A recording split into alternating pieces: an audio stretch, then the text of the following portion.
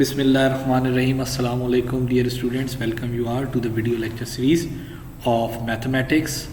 और हम पढ़ रहे थे कम्प्लेक्स नंबर, आज लेक्चर नंबर 9 जिसमें हमारा जो मेन टारगेट है which is rectangular form of complex number and polar form of complex number and in the end we will study de Moivre's theorem.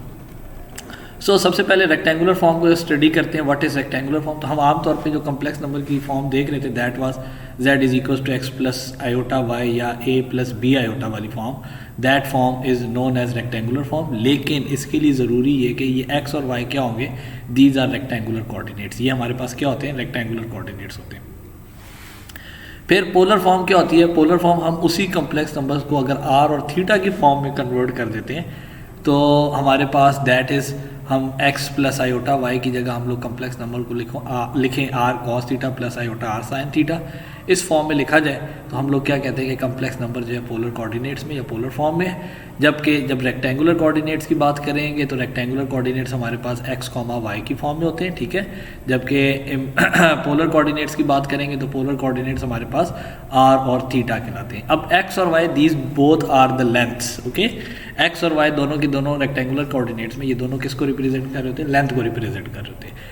जबकि पोलर कोऑर्डिनेट की जब बात की जाती है तो उसमें r जो होता है वो हमारे पास लेंथ होता है, जबकि थीटा जो है that is going to be the angle along the x axis के साथ एंगल बना रहा है. तो यहाँ पे मैंने शो किया जैसे हमारे पास एक complex number x plus iota y और जो रिप्रेजेंट कर रहा है एक पॉइंट p x, y को.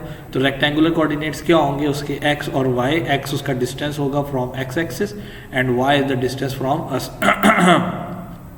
y is the distance from the x axis and x is the distance from y axis. जब पोलर कोऑर्डिनेट की बात करेंगे तो सेम यही हमारे पास r जो होगा बेसिकली वो लेंथ को रिप्रेजेंट कर रहा होता है from origin o to the point p. ठीक है, जिसको मॉडुलस b कहते हैं r. ठीक है. And theta is the angle from x axis, positive x axis के साथ जो एंगल बन रहा होगा तब. तो ये दो डिफरेंट वेज होगी हमारे पास. हम एक ओरिजिन से इस पॉइंट P तक पहुंचने की, ओरिजिन से पहले लेट से मैं अलॉन्ग x एक्सिस में मूव करता हूँ, अलॉन्ग x एक्सिस मैं यहाँ तक आता हूँ एंड देन मैं यहाँ से मूव करते हुए ये y एक्सिस इस पॉइंट P तक पहुँच जाता हूँ. दूसरी टेक्निक क्या है कि जितना मॉड था, मॉडुलस था, मैंने उतना इसको एक्सपेंड किया, उतनी लेंथ निकाली एंड देन इस एंगल पे इसको रोटेट कर लिया एंगल थीटा पे, और मैं किधर पहुँचूंगा? इस पॉइंट P पे पहुँचूंगा. So these are the two ways कि हम लोग इस पॉइंट P x, y या P r, थीटा तक यू पहुँच सकते हैं. अगर इन्हीं दोनों को रिलेट किया जाए तो जो यहाँ पे इसका हॉरिजॉन्टल कॉम्पोनेंट था that is equals to x r cos theta, x is equals to r cos theta, और जो वर्टिकल कॉम्पोनेंट था this is equals to r sin theta. ठीक है. और उसके अलावा जो हमारे पास ये r था this is the length from origin o to the point p which is given by the modulus under root x square plus y square, real part का स्क्वायर प्लस इमेजिनरी पार्ट का square. अब जो हमारा main target है आज के lecture का उसमें हमने ये देखना है कि हमने ये सीखना है हम एक कम्प्लेक्स नंबर को पोलर फॉर्म में कैसे कन्वर्ट कर सकते हैं. सो उसके लिए आपको ज़रूरी है ये दो चीज़ें समझना. Number 1 modulus r which is equals to under root x square plus y square. तो हमें कोई भी एक कम्प्लेक्स नंबर रेक्टेंगुलर फॉर्म में गिवन होगा x प्लस आयोटा y की फॉर्म में, तो मुझे r और थीटा फाइंड आउट करने. r कैलकुलेट करने का हमारे पास फार्मूला क्या हो गया? Under root x square plus y square. अब थीटा जो है this is known as argument of the complex number.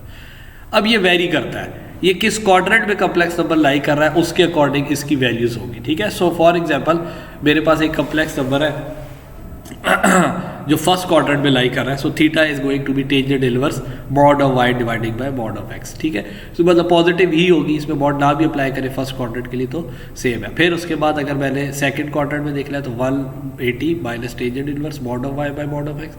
हमने y और x की दोनों की पॉजिटिव वैल्यूज लिख के 180 में से सब्ट्रैक्ट करेंगे टेंजेंट इनवर्स को, तो हमारे पास जो आंसर होगा that angle is going to be in the second quadrant. ठीक है. फिर उसके हिसाब से थर्ड क्वाड्रेंट के लिए 180 plus tangent inverse mod of y bye mod of x and fourth quadrant के लिए 360 degree minus tangent inverse mod of y divided by mod of x. अब ये फोर्थ क्वाड्रेंट के लिए. ठीक है. तो आपने इसके अकॉर्डिंग आप आर्गूमेंट जो है वो कैलकुलेट करेंगे एंड इस फॉर्म में जो हमारे पास r cos theta plus iota r sin theta है इसमें r और थीटा की वैल्यू सब्स्टिट्यूट कर दें तो वही जो कम्प्लेक्स नंबर हमारे पास रेक्टेंगुलर कोऑर्डिनेट्स में था वो किस में कन्वर्ट हो जाएगा? पोलर कोऑर्डिनेट्स में कन्वर्ट हो जाएगा, पोलर फॉर्म में कन्वर्ट हो जाएगा.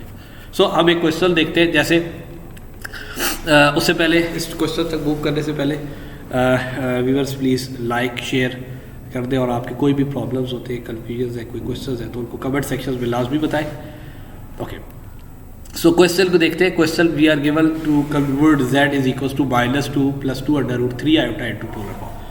सो यहाँ पे आपको नजर आ रहा है एक रियल पार्ट है और एक इमेजिनरी पार्ट है। रियल पार्ट को हम नॉर्मली डिनोट करते हैं x से। सो यहाँ पे x की वैल्यू हमारे पास क्या है, -2, and the imaginary part which is denoted by y which is equal to 2√3 iota. तो ये हमारे पास x, sorry 2√3 not iota, iota नहीं होगा हमारे पास आयोटा के साथ। yes, this is 2√3, this is the imaginary part। okay, so figure में आप देखते हैं तो ये इस तरीके से बन जाएगा। हमारे पास x की वैल्यू क्योंकि नेगेटिव है और y की वैल्यू पॉजिटिव है, then it means this it lies in, ये जो कम्प्लेक्स नंबर है कहाँ लाई कर रहा है, इन द सेकंड क्वाड्रेंट। सो अब हमने जब भी इसका आर्गूमेंट कैलकुलेट करना है इस कम्प्लेक्स नंबर z का, तो हमने टेक्निक जो यूज़ कर रही है थीटा के लिए वो कौन सी होगी, जो हमारे पास सेकंड क्वाड्रेंट वाली टेक्निक थी। ओके, सो x और y की वैल्यूज आ गई। अब हमने नेक्स्ट हमें दो चीज़ें चाहिए, एक r चाहिए और एक थीटा चाहिए। So we know that r के लिए हमारे पास फार्मूला है which is equal to √x² + y²। Okay, so इसमें वैल्यू सब्सटीट्यूट करते हैं। This implies r, this is equal to √x², so this is -2 का square and plus 2√3 whole square. Okay, 2 का स्क्वायर 4 आ जाएगा एंड इधर आप देखेंगे तो ये 12 आ जाएगा हमारे पास। ठीक है, 2 का स्क्वायर 4 एंड √3 का square 3, 12 + 4 is 16। So r is equal to 4। ये हमारे पास modulus length of the complex number आ गई हमारे पास, ओरिजिन से लेके पॉइंट P तक का डिस्टेंस। बेसिकली ये डिस्टेंस आपको r मिल गया, r is equal to 4। Next is this argument of z। Argument of z कैसे निकलेगा? फर्स्ट ऑफ ऑल मैं फाइंड आउट करता हूँ tangent inverse mod of y dividing by mod of x। ठीक है, सो हमें इसकी खाली पॉजिटिव वैल्यूज लिखते हैं तो ये हमारे पास आ जाएगा tangent inverse mod of y, that is 2√3 dividing by 2। ये कैंसिल आउट हो गए, tangent inverse √3 which is equal to 60 degree. Okay, so it lies in the second quadrant. So it means जो आर्गूमेंट ऑफ z है, या हम इसको अगर theta से डिनोट करते हैं तो this is equal to 180 degree minus 60 degree and this is equal to 120 degree. So ये एंगल जो बन रहा है हमारे पास, this argument of z, this angle is 120 degree. So अब हमारे पास दोनों चीज़ें आ गई, थीटा भी आ गया, आर्गूमेंट ऑफ z भी आ गया। ओके, एंड हमारे पास r की वैल्यू भी आ गई 4। अब हम क्या कर सकते हैं, ये जो गिवन कम्प्लेक्स नंबर था ना, इसको पोलर फॉर्म में कन्वर्ट कर सकते हैं। कैसे? By letting. Now we let, हम जानते ही है कि जो ट्रांसफॉर्मेशन है वो क्या है, कम्प्लेक्स नंबर को पोलर रेक्टेंगुलर से पोलर में कन्वर्ट करने के लिए। Now we let x is equal to r cos of theta and y is equal to r sine of theta. This is the transformation. ये वो ट्रांसफॉर्मेशन है जिसकी मदद से आप किसी भी रेक्टेंगुलर कोऑर्डिनेट्स वाले कम्प्लेक्स नंबर को कन्वर्ट कर सकते हैं पोलर फॉर्म में। सो इसके मुताबिक हमें क्या गिवन है, हमें क्वेश्चन के मुताबिक हमारे पास लिखा हुआ है z इज इक्वल टू -2 + 2√3 आयोटा। अब हमने स्टार्ट में लेट किया कि x जो है वो हमारे पास -2 है, तो x की जगह क्या आ जाएगा, r cos थीटा। सो ये जो -2 है ना, इसकी जगह हमारे पास क्या आ जाएगा, r cos of theta plus 2√3 which is equal to y को हमने किसके इक्वल एज्यूम कर लिया, r sin थीटा के इक्वल एज्यूम कर लिया। अब हमारे पास r की वैल्यू भी है which is 4 and cos and angle is 120 degree. So यहाँ आ जाएगा 120 डिग्री, साथ यहाँ पे आयोटा भी आ जाएगा। ठीक है, again 4 sine of 120 degree, this is equal साथ क्या आ जाएगा हमारे पास, iota. So z is equal to, मैं दोनों टर्म्स में से 4 कॉमन ले सकता हूँ, 4 कॉमन ले लिया, cos of 120 degree plus iota sine of 120 degree and this is the answer. This is the polar form. हमने क्या कन्वर्ट कर दिया, एक कम्प्लेक्स नंबर को z को r की फॉर्म में which value is 4 and theta की फॉर्म में विच वैल्यू इज 120 डिग्री। ठीक है, अब आप अगर इसी को मजीद फर्दर सिंप्लीफाई कर देते ना, जैसे cos 120 और sin 120 की वैल्यू भी सब्स्टिट्यूट कर देते, सो आंसर हमारे पास क्या बन जाएगा, यही सेम जो हमारे पास रेक्टेंगुलर कोऑर्डिनेट्स में था, -2 + 2√3 iota. So this is the polar form, ये पोलर फॉर्म है। फिर यहाँ पे क्वेश्चन अराइज होता है स्टूडेंट्स की तरफ से कि सर हमें क्या ज़रूरत है कि हम लोगों के पास एक कम्प्लेक्स नंबर अगर रेक्टेंगुलर कोऑर्डिनेट्स में गिवन था तो हम लोग उसको पोलर कोऑर्डिनेट्स में या पोलर फॉर्म में कन्वर्ट करें। सो इसका आंसर क्या है, इसका आंसर है डी मॉवरीज थ्योरम देगा। इसका आंसर आपको बड़ी आसानी से डी मॉवरीज थ्योरम दे सकता है। डी मॉवरीज थ्योरम क्या स्टेट करता है, डी मॉवरीज थ्योरम स्टेट ये करता है कि मेरे पास अगर एक कम्प्लेक्स नंबर पोलर फॉर्म में लिखा हुआ है ना, that is r cos theta plus iota r sin l theta, so मैं इस कम्प्लेक्स नंबर z की एनी रियल पावर कैलकुलेट कर सकता हूँ। वो कैसे कैलकुलेट किया जाता है? लेट्स से मेरे पास कोई भी एक रियल नंबर l है, z raise to power l, तो बाय डी मॉर्गन्स थ्योरम हमें क्या करना पड़ेगा, ये जो पावर l होगी ये किसके साथ मल्टीप्लाई हो जाएगी, ये एंगल में जाके मल्टीप्लाई हो जाएगी। तो आपको यहाँ से ना एक बड़ी अच्छी एप्लीकेशन मिल जाएगी डी मॉर्गन्स थ्योरम की, कि डी मॉर्गन्स थ्योरम ये कहता है कि आपके पास अगर कोई भी एक कम्प्लेक्स नंबर हमारे पास x प्लस आयोटा y की फॉर्म में लिखा हुआ है, x plus iota y at raise to the power n, और उस l के लिए हमारे पास लेट से फार्मूला ही लिया, l एक रियल नंबर है, ठीक है, इसके लिए फार्मूला ही एग्जिस्ट नहीं करता, तो हम क्या करेंगे, इसको कन्वर्ट करेंगे पोलर फॉर्म में, x की जगह आ जाएगा r cos theta plus iota, y की जगह आ जाएगा r sin theta, and whole power हमारे पास क्या रह रही है, वो l रहेगी। सो अगर मैं r कॉमन ले ले तो r raise to power l cos of theta plus 1 minute okay, ये देखिए कि हमारे पास यहाँ पे आ रहा है cos of theta plus iota sine of theta, okay, raise to the power l।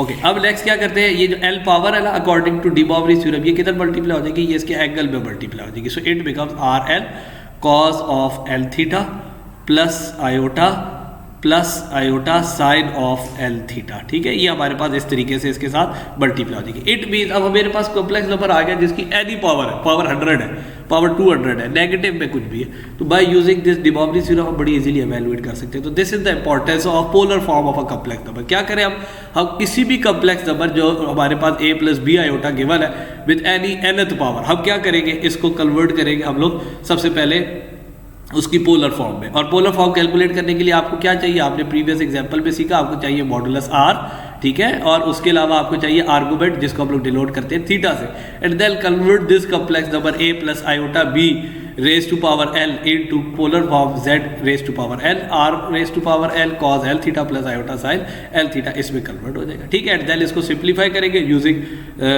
The value of angle, हम बड़ी आसानी से कॉम्प्लेक्स नंबर को कि कोई भी पावर कैलकुलेट कर सकते हैं, ठीक है। तो इसकी एक एग्जांपल कंसीडर कर लेते हैं। For example find the exact value of √3 plus iota raise to the power 6, okay. So अब इसमें हमारे पास रियल पार्ट x की वैल्यू आ रही है √3, जबकि इमेजिनरी पार्ट y की वैल्यू आ रही है 1। सो इसी को अगर आप ज्योमेट्रिकली देखना चाहते हो तो आपके सामने केवल है इसका horizontal distance √3 that is x and vertical distance 1 आ रहा है। सो थीटा और r हमने कैलकुलेट करना है। हमें चाहिए, हम जानते हैं कि r कैलकुलेट करने के लिए हम लोगों ने लास्ट टाइम पढ़ा कि फार्मूला है x square plus y square जो मॉडुलस को रिप्रेजेंट करता है। सो r इज इक्वल टू √3 का स्क्वायर प्लस √3 का स्क्वायर प्लस 1 का square. So 3 + 1 4, so this implies r is equal to 2, r की वैल्यू हमारे पास आ गई 2। फिर दूसरी चीज़ आप ये ऑब्जर्व करेंगे √3 x की वैल्यू भी positive and y is equal to 1, ये भी पॉजिटिव, तो x और y both are positive. It means ये जो कम्प्लेक्स नंबर है it lies in the first quadrant. So अब directly theta argument of z calculate कर लेते, थीटा और argument of z this is equal to, अगर हमने इस कम्प्लेक्स नंबर को z से रिप्रेजेंट करते हैं तो argument of z, so argument of z this is equal to tangent inverse mod of y dividing by mod of x।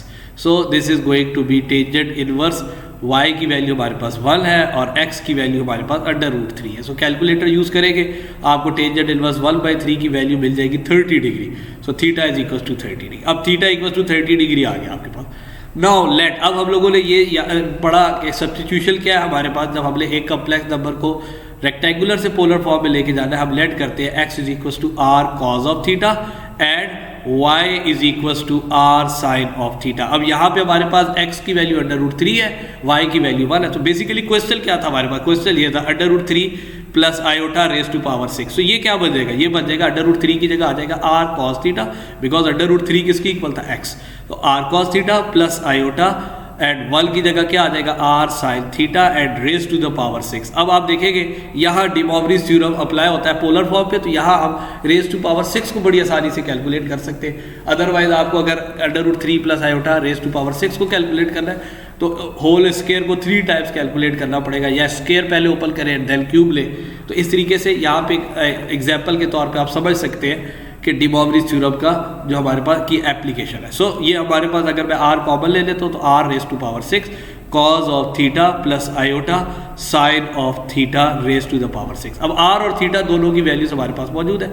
r we gets 2 raise to power 6 बन जाएगा, and cos theta we get is 30 degree, okay, plus iota sine and theta की जगह आ जाएगा हमारे पास 30 degree, and whole power हमारे पास 6 है, ठीक है। So by de Moivre's theorem now apply करते हैं de Moivre's theorem. De Moivre's theorem क्या कहता है हमें? डी मॉवरीज थ्योरम ये स्टेट करता है कि अगर हमारे पास एक कम्प्लेक्स नंबर पोलर फॉर्म में लिखा हुआ है तो उसकी जो पावर होगी वो किस तरह मल्टीप्लाई हो जाएगी? एंगल के साथ, and 2 raise to power 6 is 64, and यहाँ पे आ जाएगा कॉस 6 के साथ 30 मल्टीप्लाई हो जाएगा, 6 मल्टीप्लाई 30 डिग्री, ये एंगल में मल्टीप्लाई हो गए पावर आके, and plus iota sine and 6 multiply 30 degrees, ठीक है।